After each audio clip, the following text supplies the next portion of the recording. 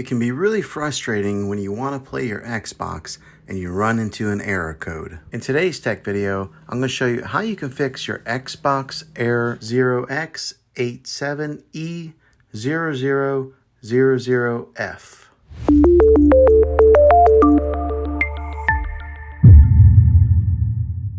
I'm going to show you a few different things to try to help you get your Xbox back up and running again. The first method is the easiest one to try, and that's to do a soft reset. This is where you turn off your Xbox and you turn it back on. The second method is what we call a hard reset. You turn off your Xbox, then you unplug the Xbox from the wall outlet and you wait 60 seconds. Now don't be impatient here, wait the whole 60 seconds and then plug it back in. If your Xbox is working, great. If not, let's move on to the next method. Find your router or your modem that is giving you Wi-Fi and unplug that for 60 seconds. Then plug it back in. You might have to wait a few minutes for it to connect and get back online, but when it does, check your Xbox then. If that doesn't work, then let's move on to the last method. We are going to do a factory reset of your Xbox, which means that you'll have to log back in with all of your credentials, but it will be an important troubleshooting method. First, press the Xbox button X on your controller to open the guide. Then select Profile and System, then go to Settings, then go to System, then Console Info. You're going to select Reset Console. Now on the Reset Your Console screen, you'll see three different options. One will say Reset and Remove Everything. The second will say Reset and Keep My Games and Apps. And the third is Cancel. I would suggest doing the Reset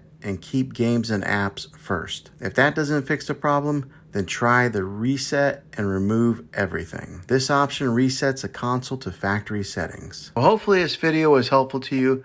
If it was, click a thumbs up on this.